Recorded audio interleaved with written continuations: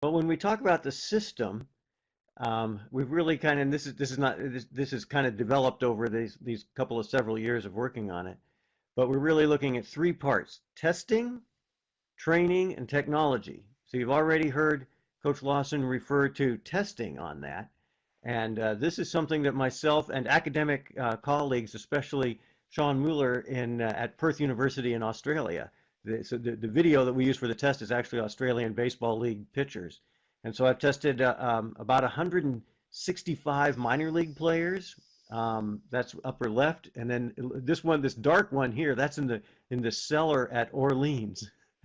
Um, Coach Benny Craig there, the hitting coach, he's got this set up as his meeting room, and once you chase the rats out, it works okay.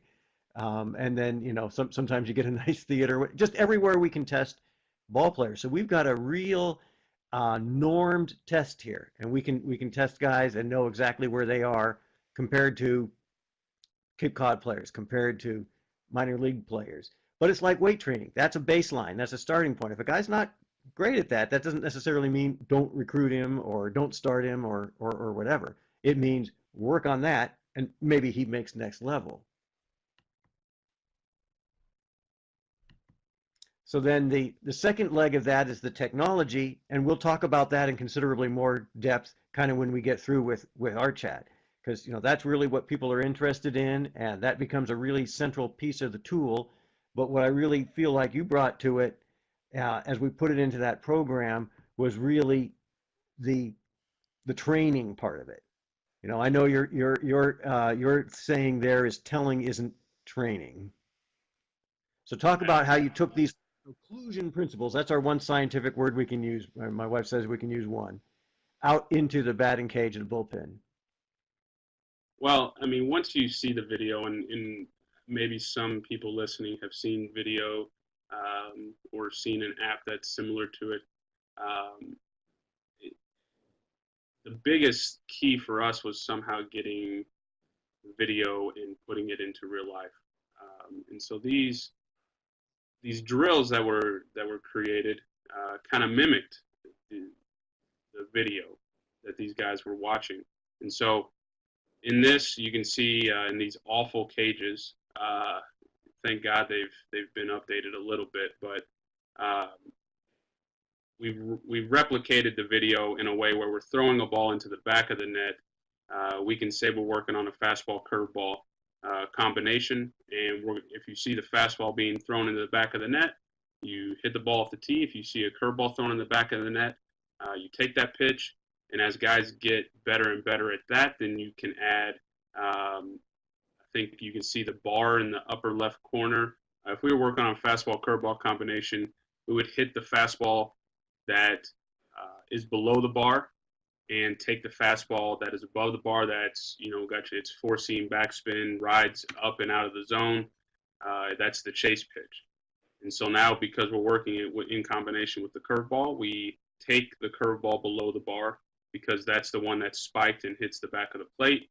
And we swing at the curveball that is above the bar, which is the hanging breaking ball. And especially for the college coaches listening, I know that when guys get in, they take a lot of 0-0 breaking balls. They don't offer at poor off-speed pitches because just historically they've been taught to, hey, I'm taking all off-speed until 2 strikes. Well, this is how you can help break that habit. So then this is taking that occlusion concept, that is the cutting it off, cut it off. It's cut off in the video. It's cut, that video test I showed, all the different pitches are cut off at different points. Sometimes it's right at release. Sometimes you see the full ball flight, sometimes a third, and that's how we do that test. And that's the training principle too, this occlusion principle. So tell us what's going on here in the bullpen as you work with guys on that. So this is stand-in, but a little different. Basically, you're taking what you've done with the bar, where we're trying to help guys execute an approach or a plan that we've already discussed, and now you're putting it into the bullpen stand-in. So instead of passively watching or tracking a ball all the way into the mitt, you're now verbalizing yes or no before the ball gets to the catcher's mitt. The hitter here is trying to call out yes for the fastball that he wants to hit, or any hanging off speed pitch that he wants to hit, and take the other pitches. So yes for what he wants, no for what he doesn't. This was, a little bit further along in the progression, in our progression for the pitch recognition system, and so we had gotten to multiple pitch types, pitch locations, things like that. And of course, people are always interested in the results that you get out of that. And so that's what we see from the first year. So this was the staff's first year with the team, right? 2013 season. Yes. And what we see is you see the team's stats compared to the conference. So that gives you a control group or a comparison point. And what's in parentheses means it's lower. So you can see that it's lower a little bit, and I think you finished 6th and still made the conference tournament that year. So it's not terrible. It's kind of middle of the pack, right? Probably the best. But yeah, well, that first year, I mean, it's hard to innovate in the first year. Yeah, absolutely. I almost wouldn't recommend too much.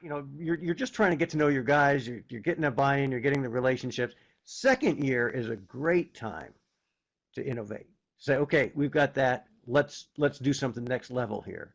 And that's what happened here.